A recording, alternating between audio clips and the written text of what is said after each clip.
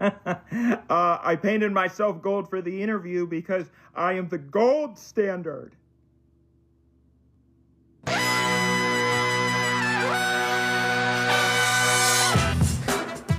Welcome to No Dunks here on the Athletic Podcast Network. It's Monday, June 23rd. We just had an incredible 7-game series. Can't wait to get into it. I'm Tass Mellis. With me, it's the man in the middle, Trey Kirby. Hey-yo. Hey-yo. And the man making the magic happen, as always, it's JD. Hello. What's up, JD? No Skeets today. He received some unfortunate, tragic news yesterday that his father passed away. So send your love to Skeets. We're also sending our love, obviously. We will see him very, very soon. Love you, man. Yeah, really Moving on to something far, far, far less important. The Thunder fans may have their own championship shirts, but we got our own that nobody else has. You know the back to the pawn shop, no coins for you saying that Nora, Skeet's wife, came up with? Well, it's on a shirt. Yeah, I know. What a saying. It's on sale for now, but for only 48 hours after the championship. Go to nodunks.com, and it's in that and one type of flavor. Yep. Plain face guy, you know, of course, everybody remembers that Brad Miller has a tattoo of the and one faceless basketball player on his arm. So yeah, you got today, you got tomorrow to hit up nodunks.com and pick up what I guess we'll call the Nora Trash Talk t-shirt. I don't know what the name is officially on Breaking Tea, but this would be amazing to have. And this would also be amazing to be flipping through racks at a thrift store and come across this thinking it's a real and one shirt. Yeah. And you're like, back to the pawn shop? No coins for you? What could that possibly mean? But if you've seen the show, you know what it means. And if you've seen some of the pregame intros, I guess you know what it means. So people were asking in the stream team, are we doing a Thunder-inspired championship shirt? This is it. Mm-hmm. This is it. No coins for you. But you made it seem like you know what it means. I don't. No, definitely not. Definitely not.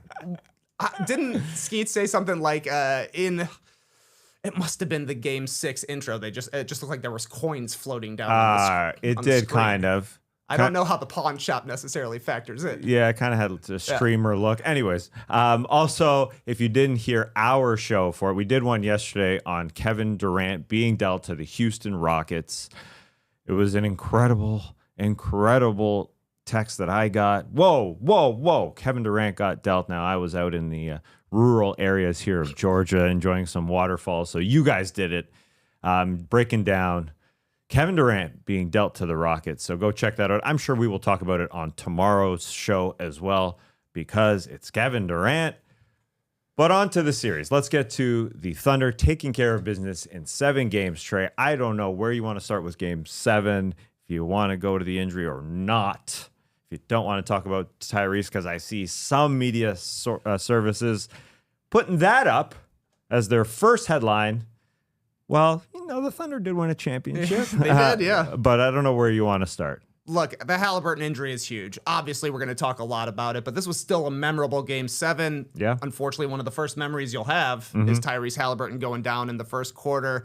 But let's talk about the whole game because I was really impressed with Indiana's resolve after Haliburton went down. They ended up outscoring the Thunder for the rest of the first half after Haliburton went down with an injury about halfway through the first quarter. But the championship, to me, for the Thunder was really won in that third quarter. OKC outscored Indiana 34-20, and there was a key minute in the game, tie game with about 8 minutes and 15 seconds left when Shai Gilgeous-Alexander hits his first three-pointer. On the other end, Indiana turns it over, a steal by J-Dub. Then, off a Shai Gilgeous-Alexander pass, Chet Holmgren hits a three-pointer.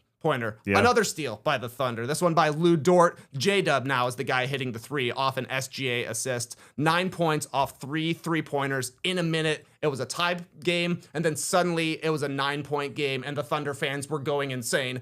Though they were going insane the entire night. You know, they are the one of those teams, fan bases who won't sit until they score in the first quarter. This game, they just stood up the whole game. I thought that was awesome. But that little run there by the Thunder was really a microcosm of the quarter. OKC shot 50% in the third. They hit 5 threes. They forced 7 turnovers off Indiana. Meanwhile, OKC didn't turn the ball over in the third quarter. That was a massive run, but still the Pacers never quit. They got it back down to 4.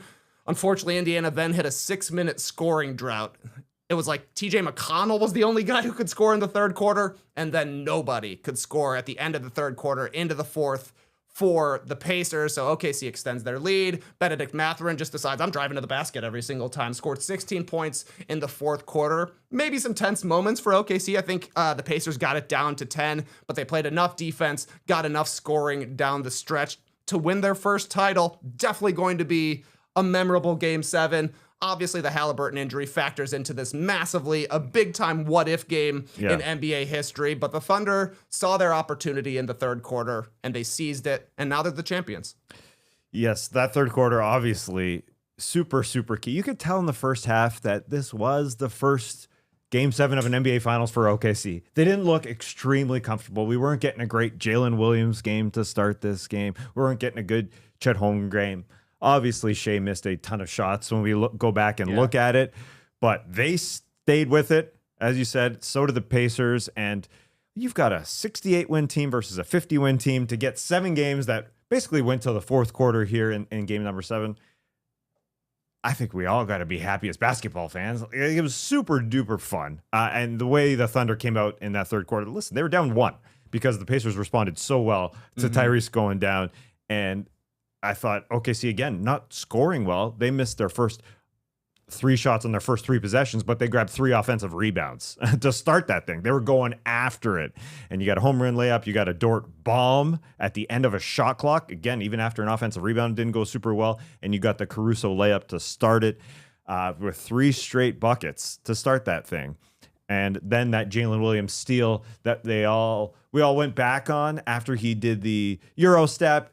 And his foot kind of touched the ground as he let it go. A little bit. My goodness, that is so hard to tell whether or not you should have been called for a travel. But that was tough. I watched it 10 times. I still don't know. And I don't think the referee can make that call. The bang calls like that doesn't ever get brought up as a bang call. Like the foot touching versus the release. I think it happened to Caruso as well earlier in the series on a out of bounds save, right? Like his foot barely touched, but it was at the same time. Yeah, okay. Yeah. McConnell did one of the McConnell saves. And everybody's like, whoa, McConnell made a save. But then his foot touched. Yeah, I thought so. How can you watch the hand and the foot at the same time? Yeah. Unless you can get one eye up, one eye down. I don't think that's possible, though. But yeah, it was technically a travel on Jalen Williams, but it goes down in the box score as an incredible finish. Yeah, I'm fine with doing that. And then, as you said, those 3 shots, I mean, they didn't shoot well in the first half. They shot 4 of 18 from 3. But then in that third quarter, Shai hit his first 3. And then there was a steal. Then Chet hit his first 3 that hadn't been shooting well. Then Jalen hit his first 3. So you had 3 guys hit their first 3s to go up 9, as you said there. And they shot 4 of 8 from 3 to start. They hit 5 threes in that third quarter. They started 4 of 8 in that quarter after going 4 of 18. So they responded extremely well. But as you said, just delicious to have the Pacers. This freaking Pacers team does not stop fighting. Obviously, we just mentioned that guy, TJ McConnell, for something he did earlier in the series. The McConnell third quarter came back again. Yeah. Classic McConnell. What a series. It was good and it was bad. He scored 12 points, went 6 of 7 from the field. He was taking it to Case and Wallace once again. They basically let TJ play one-on-one when the Thunder were like they were staying back on everybody else, seeing if he could do it. But also he had 3 of 7 turnovers in that quarter for the Pacers. So it was like he's scoring, but he's also giving it back on the other end. Like, I think he hit his shots really early, and then it was kind of becoming a turnover festival. Both of those, 2 of his turnovers were during that 9-point run for the Thunder. And that's when you were really feeling the absence of Haliburton. I thought in the third quarter was once the bleeding started, they were never able to stop the bleeding. Like, he does such a good job of controlling pace, getting the Pacers organized. Look, the dude is an awesome point guard. He sets everybody up and gets them into the right positions. So that was a big-time absence, I thought, in the third quarter. And, McConnell did what he could. Nembhard did what he could. But they were missing an all-NBA guy out there, basically. Yeah, and I want to add, at that point, I know it's easy to go back and scrutinize, but Siakam sat for a long stretch in that third quarter. Yes, he did. And I'm kind of curious if that was a regret at some point, because Haliburton is out. And Siakam played under 40 minutes this game in the final game of the season, obviously. So from 7:13 to 1:56 of that third quarter, he sat nearly 5.5 minutes. Now, TJ McConnell was picking it up for them offensively, but that's a 5.5 minute stretch where they lost by 6 minutes, and it wasn't foul trouble. The guy didn't have his first foul until midway through the fourth. So I know this team is all about the depth, and that's why they're so damn good. But at the same time, why isn't your guy that you're going to rely on playing a little bit more? More at least. I would think. Okay, so they subbed out Siakam after the Thunder hit their 3 straight threes. I guess, it was only like 5 minutes into the third quarter, so I thought he could have extended there. Whatever, he didn't. Surely Rick Carlisle's trying to save him for the fourth quarter, but then Indiana cuts the lead to 4 with 3 minutes left, so Siakam's on the bench for a couple of minutes at that point. Good time for him to come back in because you're getting the quarter break right there. They're extended. This is the finals. We got a lot of advertisements. He can rest a little bit. Yeah. Instead, Ben Shepherd checks in. So that was a 4-point game. I feel like Siakam could have had a big-time impact. He finally does come back in like a minute and a half later, and suddenly the lead is 11 points for OKC, and TJ McConnell is the only guy who can do anything. It would have been nice to have Siakam out there, draw some fouls, throw some shots up at the rim. Maybe he actually gets loose in transition, though there wasn't much fast breaking in the second half for the Pacers. That's another loss of Haliburton factor, I think, their inability to get out and run. Then they just hit that massive cold snap. A lot of that Siakam was on the court. Yes, he was. So right, I'm with you. I thought Siakam honestly probably should have gone the full 24 in the second half of this game. Even if he only gets 3 minutes of rest, that's fine. But I would like to see him over 40 minutes for sure, especially after Haliburton went down in the first quarter. Yeah, he is a guy that is super, super duper athletic. The guy can keep running. So yeah, you kind of think just put him out there. But at the same time, like you said, the Thunder went on their run with him out there as well. So maybe I'm just over scrutinizing, but yeah, the 24 minutes, just play it once. I mean, he is so durable.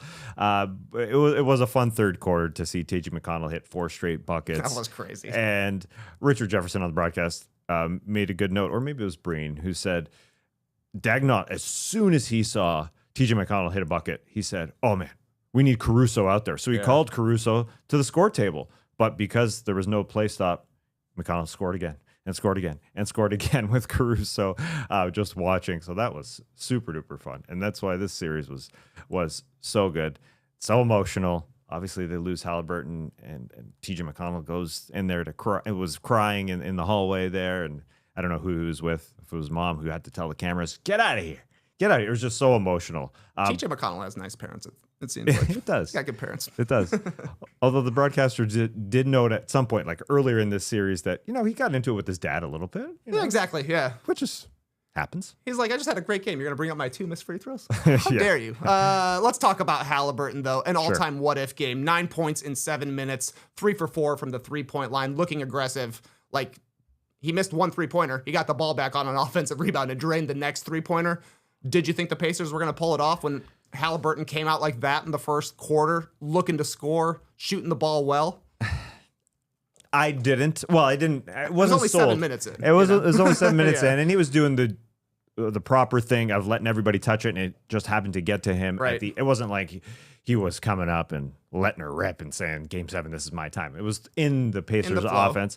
So I thought he was doing it well. It was incredible to see him splash 3 threes when he hasn't been shooting all that well. So that was the unfortunate part, that we didn't get to see the full Haliburton experience. That's for sure. Yeah, but I just felt like him playing that way, him giving the outside shooting, and the Thunder were not shooting the ball well the first half. It's like the way Siakam was playing in the first half too. 10 points, 2 rebounds, an assist, a block. I felt like he was everywhere for the Pacers in the first half. It seemed like Haliburton had it going. It seemed like Nembhard was going to be able to play well off him, bringing the ball up. I think he scored the very first basket of the game, had a couple of nice looks. So you were thinking it? You were thinking it? Well, I mean, I think that we were... Yeah. I think if Haliburton plays, we're probably putting this series into the S tier. Who knows if that means the Pacers are able to pull it out, but obviously they were shorthanded in the second half. So it just goes down as a big-time what-if. And you got to feel bad for the Pacers to have such an awesome 2025, being so good since January 1st. All these comebacks, all these game winners during the playoffs. Like, that's an unforgettable run by the Pacers to finish second in the NBA. Yes. And to see how Haliburton was torn up on that floor when it sure seems like the equipment manager asked him, not the equipment manager, the trainer asked him, did you feel it pop? Because you can see him say, I did, and just go to smacking the floor over and over and over again.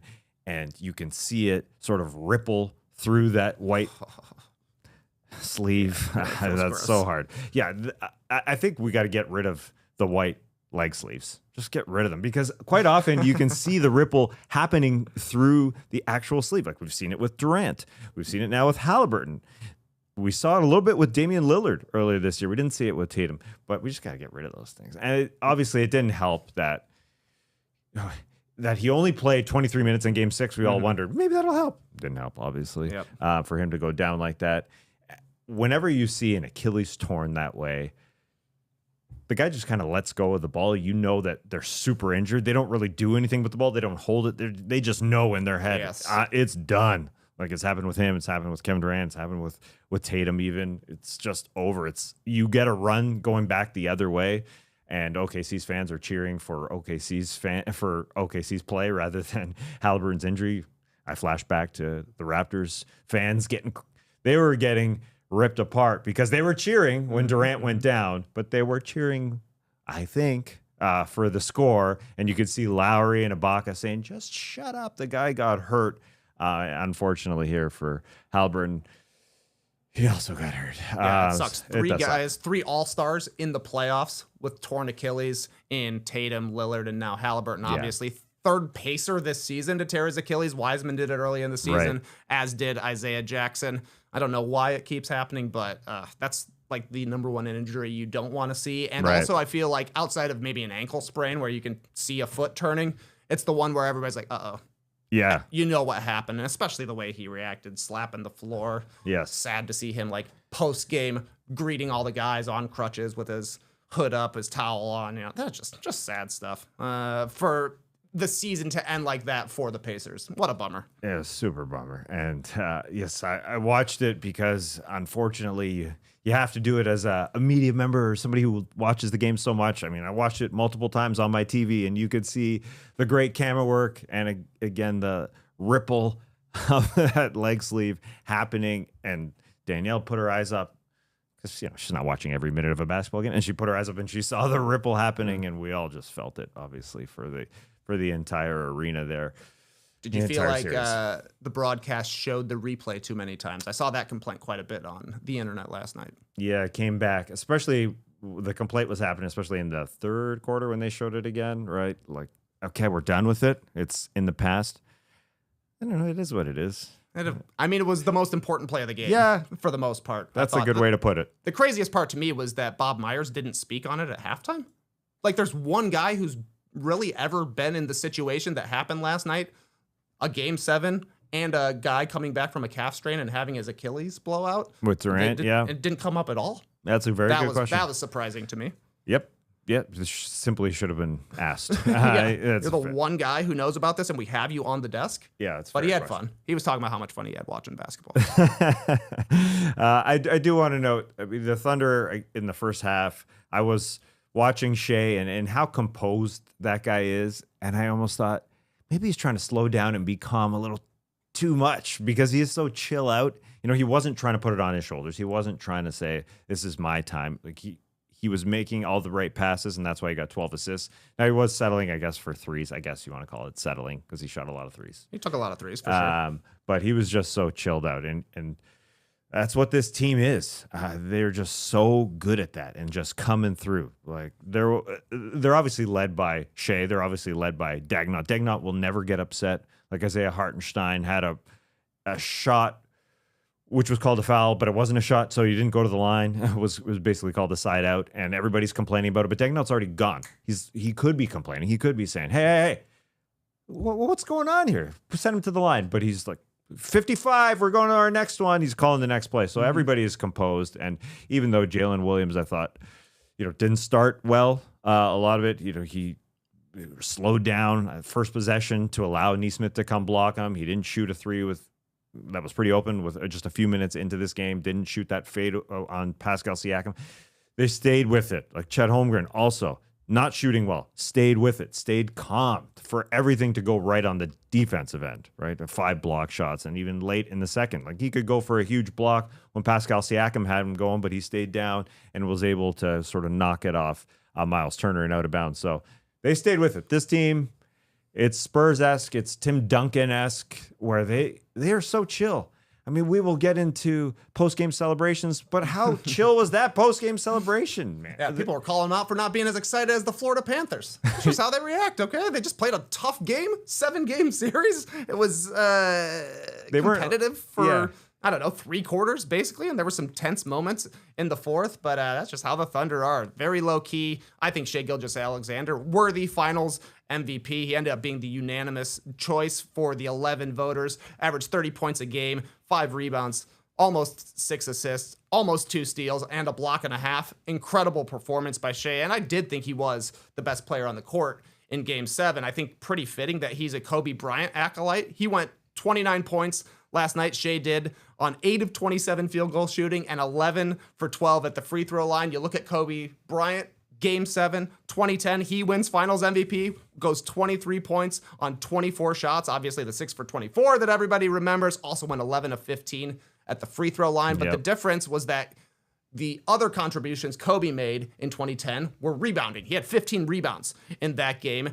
But for Shai, it was the playmaking. 12 assists, only 1 turnover, which is pretty awesome. Came in off an 8 turnover game in Game 6 and just knew how to attack the Pacers this time. They weren't pressing him up as they did in games 1 through 5. So he said, if you're going to pick me up a little bit further, I'm going to be more patient with the ball. He was really eager to give it up when somebody was open. I thought he did a great job of keeping his dribble alive and drawing one more defender so he could either dump it off or kick it out for a 3-pointer. 7 of his 12 assists were for threes. 3 of them were for layups or dunks. So these were like high value assists from Shai Gilgeous-Alexander. He just played it perfectly. This was like one of his better playmaking point guard games. You know, Shai's out there to score for the most part. He led the league in scoring, became one of 4 guys to win finals MVP and MVP and a scoring title in the same season. But he was just setting the table for everybody last night, which is why I think you saw J-Dub get going in the second half, while Chet Holmgren had a good game scoring as well, being aggressive, looking for his shot.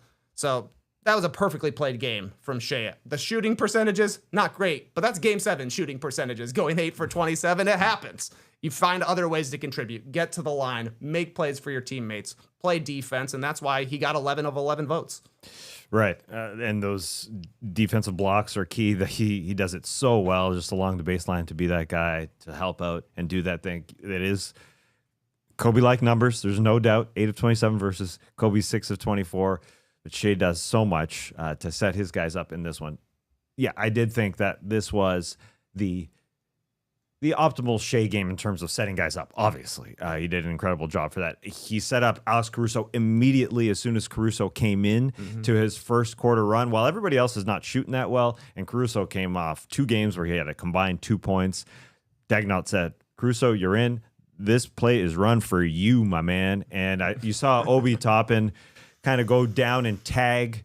It was Isaiah Hartenstein who's running down the lane, and while he's tagging, Caruso was there 1 pass away, so he lined up a 3. Then the next possession down, Caruso lined up another 3. I thought Toppin, for pointing the little things, did another tagging down in the post area and left Caruso up way too open. So we got 2 Caruso 3s just to kind of balance out again, because that's the one guy on this young team who's done it before, and he sure looked like it coming in and helping him out.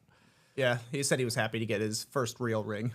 Yeah. Since it wasn't a bubble one and can celebrate with people there. But you could tell that the game plan for the Pacers was similar to the one they had in Game 6. They were collapsing on Shai's drives. They were happy to give Caruso outside shots. He knocked down the first 2 of them. That was massive, and you could tell that Shai knew how the help was going to be in this game and where his passes were going to be. That was big time. Second star status in this game to me was Chet Holmgren. 18 points, 8 rebounds, a steal, 5 blocks, the most in a Game 7 finals history. Pretty cool. I thought he was aggressive, looking to score. He shot the ball confidently, only took 2 threes, but knocked one of them down.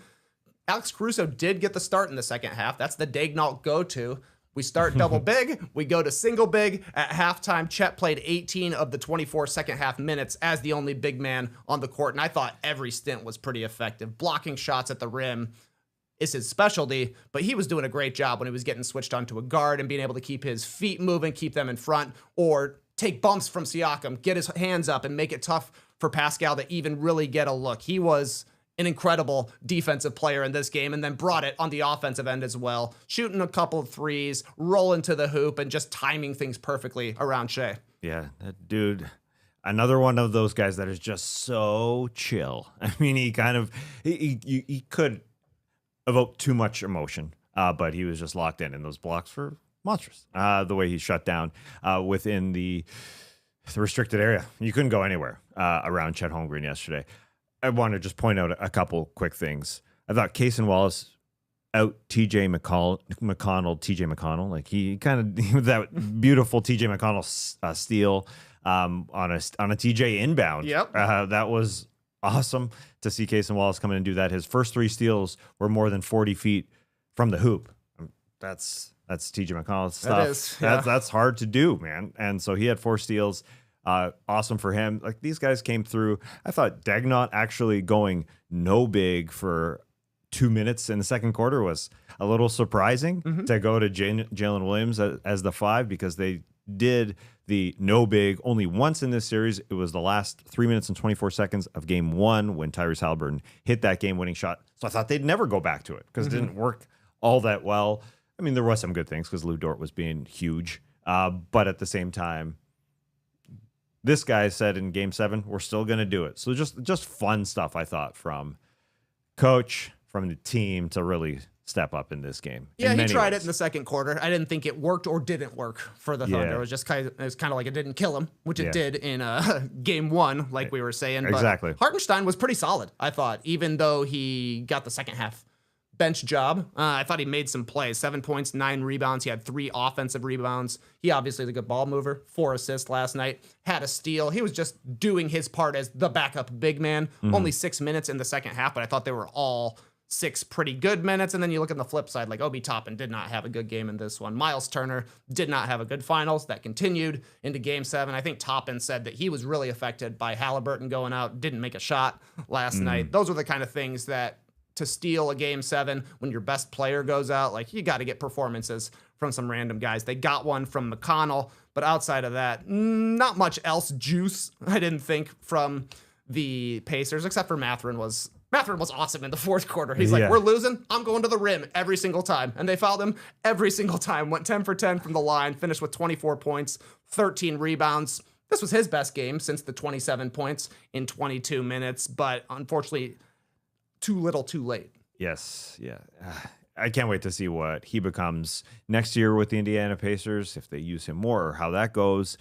But yes, the supporting guys maybe just didn't do enough, even though Miles Turner got back and broke up a 3-on-1. How do you break up a 3-on-1? Yep. That was pretty cool. Any other basketball-y stuff? Because there's lots of off-court random stuff. I mean, there is actually more basketball-y stuff we got here. Do you want to get into our random stuff? Well, I did think it was impending doom when Lou Dort hit the 50-foot 3 from the logo. I mean, crazy. When I do the math, that doesn't make sense. It seemed like a 30-footer, though. Like, the shot clock was dying out, and he shoots his moon ball and drains it. I was like, uh-oh. If they're going to get going in the second half, it's going to be a problem. And, you know, the Thunder scored a lot better in the second half. But the main thing was only 8 turnovers for OKC last night, 23 for the Pacers. So 87-70 was the shot difference in favor of OKC. They only shot 40% from the field, 28% from 3, and they still won this thing pretty handily because they were able to dominate the possession game. Now, obviously, a lot of that is missing out on Haliburton. 13 turnovers in the second half for the Pacers. Probably gets cut down a little bit if Haliburton's out there controlling the ball, controlling pace, but that's the way the Thunder play. They play awesome defense, and then they turn that defense into offense, and that was the recipe for them the entire season. That was the recipe in the third quarter and the fourth. Yeah, they started that third quarter, again, missing on their first 3 possessions and turning one of them into a Dort bomb. I mean, did they turn it into? I should say just Dort turned it into it, because Shai actually had the ball on the high post, mid post, and he passed out, and it ended up being in Dort's hands, and Dort with just that incredible shot. I mean, I could have seen Shai and the ridicule going towards Shai for that. Like, why are you passing out of that? And then it ends up being Dort just saving them. So awesome. I mean, I can't help. I don't know if I'm just in the mode of just overwatching everything, but even, I watched Shai pass out of that. I watched the Tyrese Haliburton injury over and over and over again, and wondering if Nembhard gives that first pass to Obi Toppin in the corner in the pocket, maybe Toppin just shoots it, and we see Haliburton go down the other way instead of it goes back to Haliburton, who injured his calf right when he got the ball again. So it felt like the exact same move he made when he strained his calf the first time, even on the same spot, like that left wing going from left to right. It was almost identical, and it sucked. It did suck. Obviously, not much more you can say. Yep. Hopefully he makes a short turnaround, short recovery for next season, because this Indiana Pacers team, got to assume, is going to be good again. All right, let's move on to random notes. Random. Oh, it's fun, baby. Oh, it's fun. We got a lot of random notes. We do. The boys were locked in last night. Great game for Shai Gilgeous-Alexander. 29 points, 12 assists, finals MVP. He earned it. The only thing he's bad at is shooting half-court shots. Went 2 for 12 from 3 last night. And his half-court shot at the end of the second quarter missed by probably 15 feet. Way short. So his half-court shot at the end of the third quarter, he overcompensates and hits the glass above the square. I just feel like maybe the way he shoots the ball isn't conducive to deep range. That's a good point. Yeah, there's no way he can get into his bag and shoot a step back from half court, so he's got to just chuck it. And they were way off. Yeah. It's just like his one weakness. He can't make a half court shot. Maybe that's what he has to work on in the summer. That's what he's getting better at. Yeah, just more of a Jokic baseball toss, just chuck it. Yeah. People say he's at his peak. No, he's got one more level to go. He does, man. Reliable half-court shots. That's a good point, though. I like how you pointed out that he missed 2 of those, so he didn't care about his stats.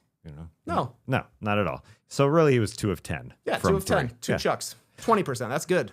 All right, moving on to Alex Caruso missing this throwback dunk, which would have been enormous if he was able to put it down.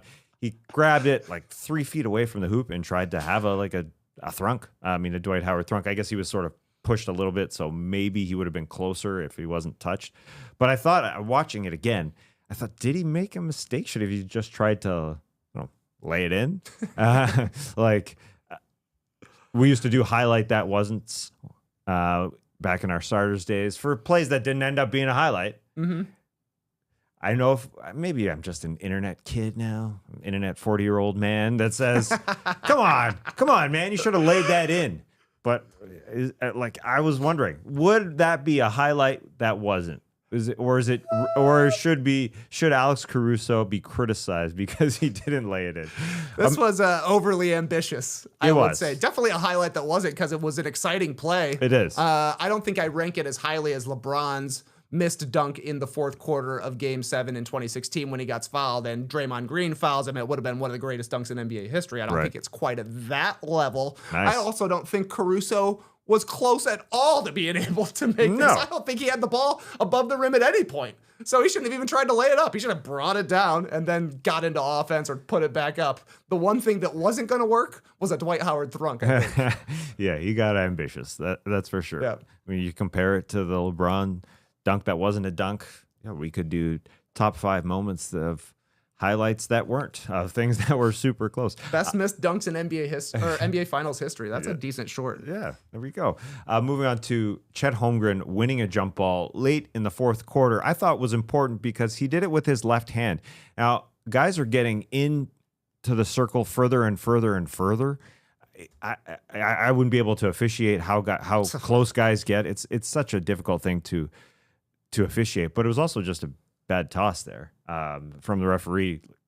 Chet Holmgren's got his right hand and is ready to go with his right hand. Yeah. But he gets tossed up over, and I don't know if Benedict Mathurin was really going to compete with Chet Holmgren anyway. He kind of just stayed on the ground, but Chet literally taps it with his left hand. It's like both his hands are working. Yeah, I've never seen a guy go for a reverse on a jump ball before. Exactly. Look at the dexterity on this guy. A spectacular move!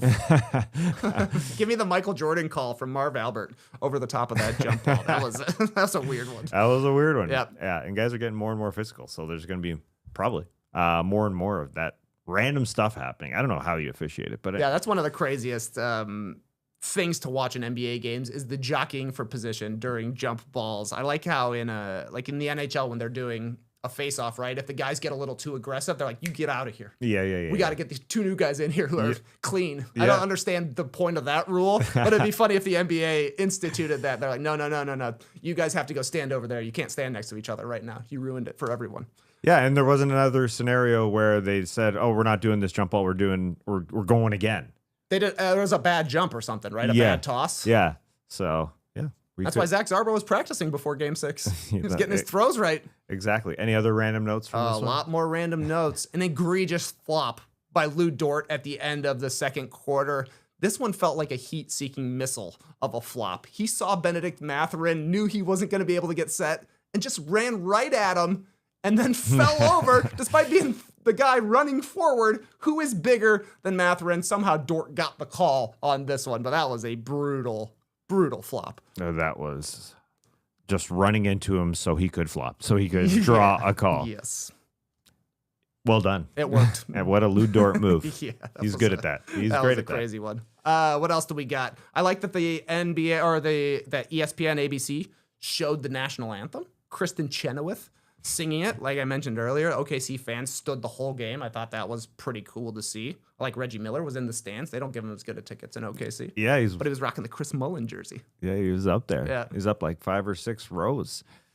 Anything on the hats? Yeah, the post game festivities. What did you think of these tall championship hats? I call them a peepaw hat, like Meemaw and Peepaw. Because they're so tall? They're very tall. They got the little point at the front. They got the rope around the bill. I feel like you could maybe get this at a golf course in 1987. Yeah.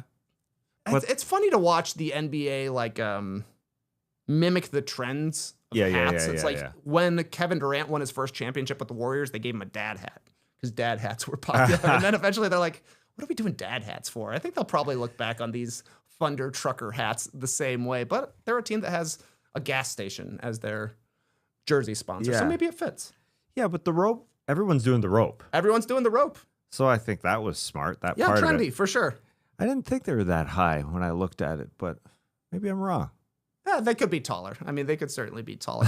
My man Larry Luke has made the tallest peepaw hat of all time. Mark Daignault wearing his was hilarious. Also, the guys put like 4 or 5 hats on him at one point. But this reminded me of playing Little League Baseball in the early 1990s, where for whatever reason you would wear your hat as far back on your head as you could, just so you could show off your bangs in the front. But I like the gear in general for the Thunder. Like the NBA championship shirts were cool. On the back it says won it for the city. If I was a Thunder fan, I'd probably go hat and shirt, to be quite honest. Wear it all summer long. I dream of getting a chance to wear my own championship gear someday. Right, yeah, for sure. I would be happy to wear that. Are they trucker hats? Or are they meshy at the back? They weren't meshy at the back. Okay. Yeah, so that's why it's a little more grandpa to me. Yeah. Peepaw. It's always fun to say. Isaiah Hartenstein's son stole the show at the post-game celebrations. Elijah sleeping through all of the festivities. Lisa Salters asking, like, why is he asleep? Can you wake him up? I love Shai, like, helping Isaiah hold his head up. That was awesome. But this is like one of the best times to take your kids places when they are, under a year and a half. I think he's 13 months old, I saw, according to the internet. That's when you can just take them to events and they'll fall asleep and you can still have fun with your friends. Yeah. You just got to hold your kid or Eventually, once in a while, down. though, they get excitable. Yeah. It's been pretty impressive how Hartenstein is written on the back of a 1-year-old's jersey. That's got to be tough to get all those letters on there. That is impressive. One other thing I saw post-game, I didn't grab this because, I screen grabbed it, and, the NBA.com, or the NBA player says, we don't like that, and it just gives you the screen grab from a different time. But anyway, Shai had those gold shoes around his neck. You could see the stuffing was still in it. I thought that was in his shoe. In his shoe, yeah. Like to keep the form of it. Yeah, because they were brand new, wearing all those shoes. It was, you mentioned earlier that people wanted OKC getting crazy, like the Florida Panthers, who were playing Big Pony Club. Okay. In their dressing room. Pink Pony Club, yeah. Yeah, Pink Pony Club. I write Big Pony Club. Sometimes I hear it. I'm like, is it the same Big Pony? Yeah. Big Pony Club. I don't know if it's big or pink. That would have been fun. It was so low key. It was pretty low key. Yeah. I mean, they said post game, Hartenstein said nobody knew how to pop bottles of champagne. I think Sam Presti said they're too young to drink anyways. I mean, their guys are actually over 21, so legally it's allowed, but it was pretty hilarious for them to be like, yeah, we don't really know what we're doing. So they got Caruso in there. He's like, we tried to time it and we couldn't get it till our third one. Everybody do it at the same time. So look, this is the 7th different NBA champion in 7 years. Who knows if the Thunder are back next season, but odds are they make it back at some point. Easy to say right now. They would probably celebrate a little bit better the second time around. I bet. Oh, for sure. It could have been their first one. And you're right. This could be a dynasty. And on those championship hats, I think it is fitting for it to say 2024, 2025, because there will be more years to add to that hat collection. It's only the beginning. Any other random notes? Because I got one that ain't really related to this. I think my only last one is I thought it was pretty funny that Shai Gilgeous-Alexander said Jalen Williams is a once-in-a-lifetime player. Funniest possible name you could say that about. When there's another Jalen Williams standing right there, we're like, yeah, it is spelled different, but kind of twice in a lifetime. That was great. It's funny you mentioned Jalen Williams, the J-Dub, because he was very emotional as time ticked down, and I wondered about when I saw him in 2023, and we were all together. We were at Summer League, and we were at the Cosmopolitan Food Court, and he was there. He had his hoodie on. He looked incognito. You couldn't really tell. And this was just after his first season, when he wasn't a huge name as much as he is right now. And I guess he was just real sleek. People weren't bugging him there. People didn't know his face as well as they do now. Mm-hmm. And now he's Jalen Williams. I mean, that is just a huge change in 2 years. So I wondered, was he crying there as well when his order wasn't coming up? Because those orders were never coming up. That's just a stupid idea, stupid thought. Jalen Williams, again, gaining recognition. He'll never go to a food court unnoticed again. No, he'll never have to go to one again. I don't think he'll ever eat in a food court again? Nope. Interesting. We gotta follow up with him. That's a tough one. Check in 60 years. Hey, by the way, we've been wondering this. What did you think about the Thunder buses before the game got called out by Rick Carlisle? I just saw a video of painted open-top buses, and that's all I can think about. Yeah, that said 2025 champions on them. Oh, man. I thought that's wrong. They shouldn't be doing that. They shouldn't paint buses that early? No. They could have started last night, and they would have been painted in a couple days for the parade. I mean, I don't know. I honestly, maybe I'm dumb, but I thought, whoa, are these AI? Are these real? At first, but yeah, obviously they were real. And they were cool with it. It's not quite, bring out the yellow ropes for the Spurs. No. But how did you feel about it? Look, man, people are doing their jobs. They got to get these things ready. Guess what? There were Pacers championship shirts in the arena as well. Mm-hmm. I like that the OKC comeback was, but they're putting out porta potties for the parade in Indianapolis. You got to prepare ahead of time. That's a good point. And look, if you're a Thunder fan, if you live in Oklahoma City, you're basically a Thunder fan. That's one thing I learned being there for a few days.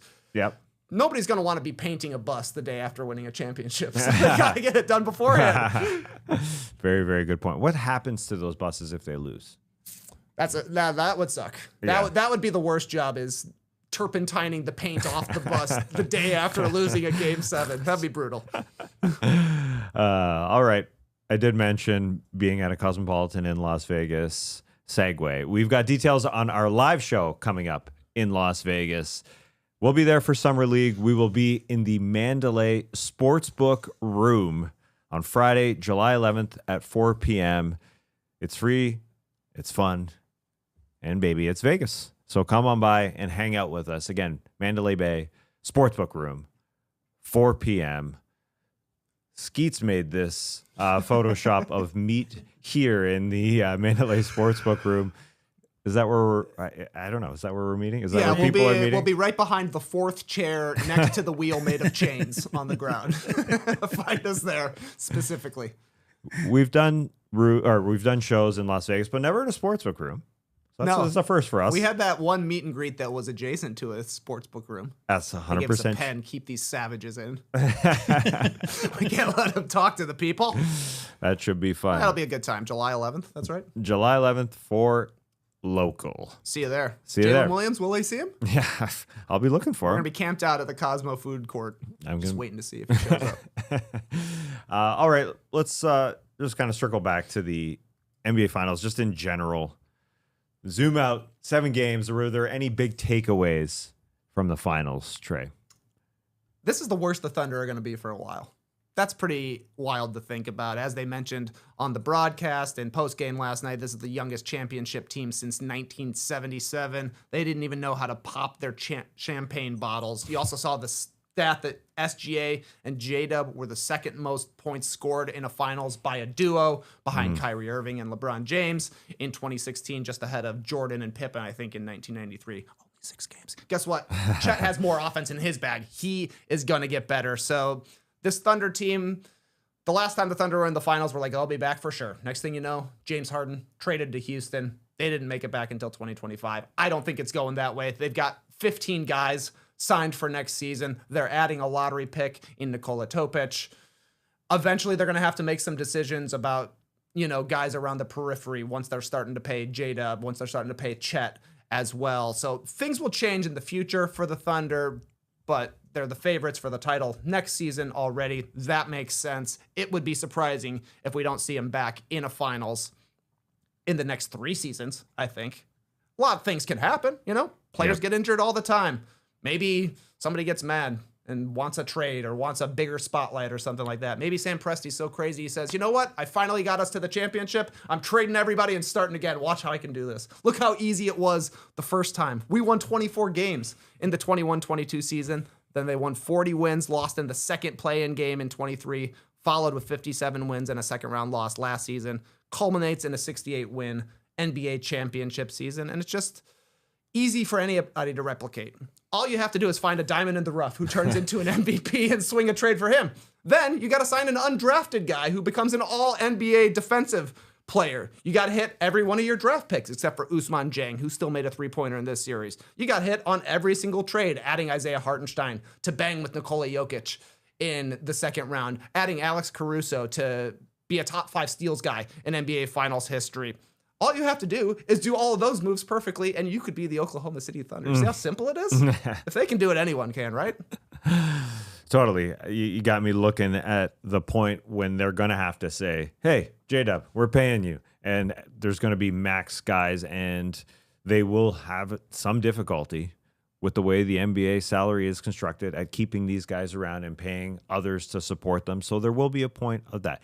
Last year, I remember saying after the Boston Celtics won that they're going to be here. I mean, it sure felt that way. I wasn't saying it. Everybody was saying it. They were the finals favorite for the next season, and it wasn't just because Jason Tatum was injured that they lost against the New York Knicks. It sure felt like the Knicks were going to win that series anyway, so anything can happen. You're totally right. You're totally right about guys improving, though.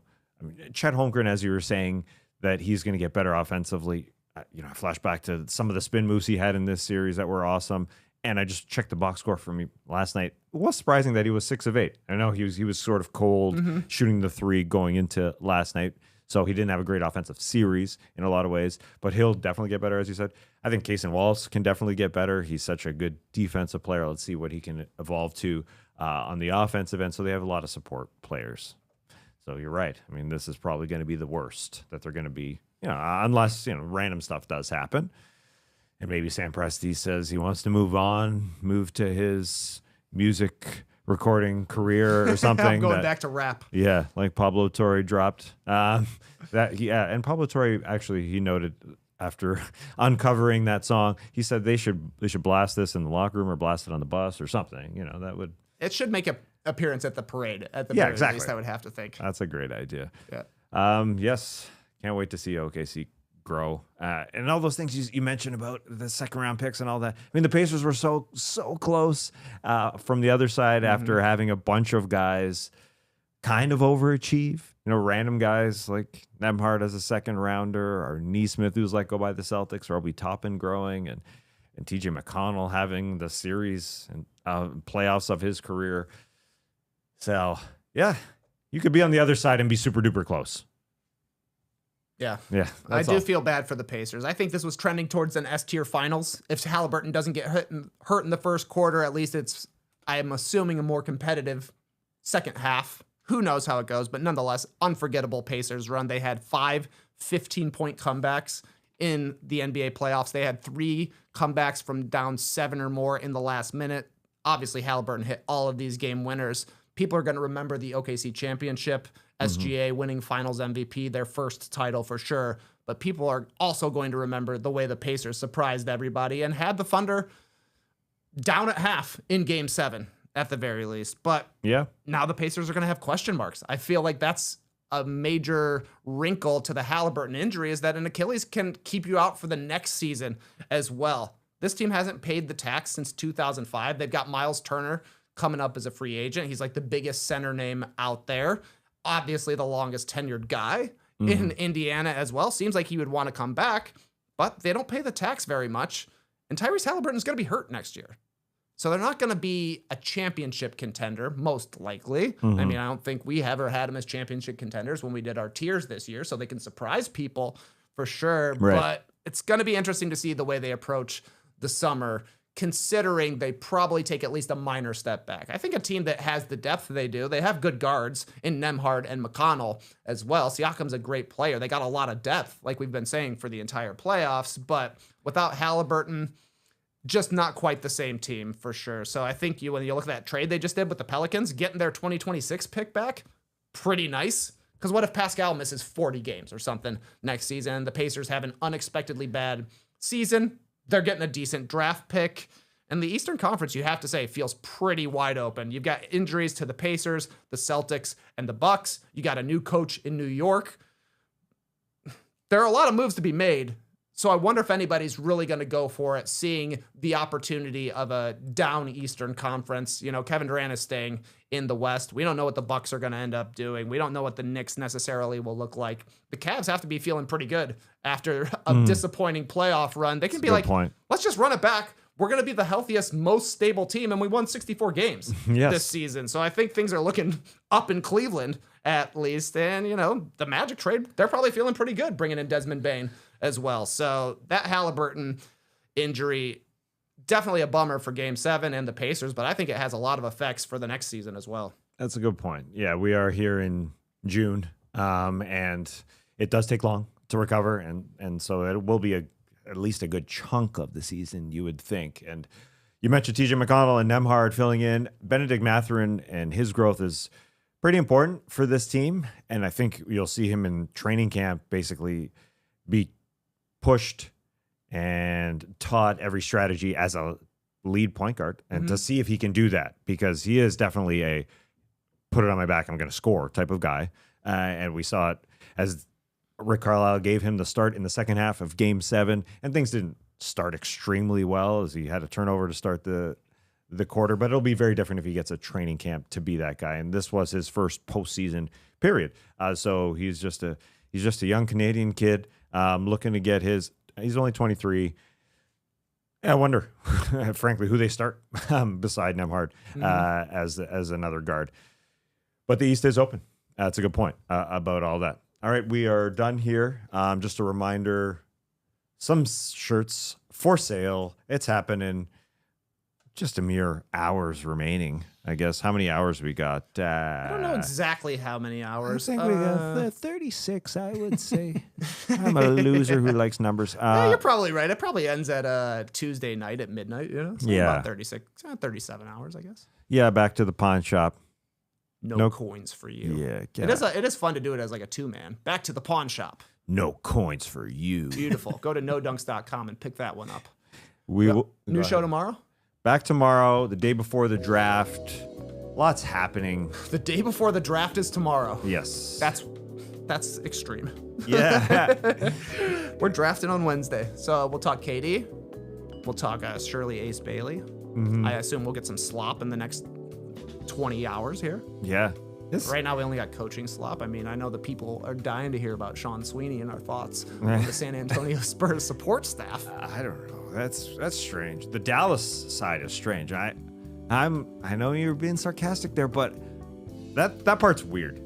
That part's weird. They put Jay Triano in there, I guess, a couple weeks ago, and now they just let go of Sean Sweeney and Jared Dudley, and frankly, I think all of Jason Kidd's staff. So that's change up. That's weird. I don't know what's going on with the Nico Harrison I don't know what's going on there. So that part's interesting. I mean, selfishly, it is nice that we got a long series and then the draft is right here. That doesn't happen very often. Non-stop NBA action. Non-stop NBA action. We had 2 trades with players, like notable players, during the finals. Yes, totally. Yeah, you can go back, make sure you go watch that Durant show from yesterday, but we will definitely be talking about it tomorrow in the show. But for now, Clipper Bros.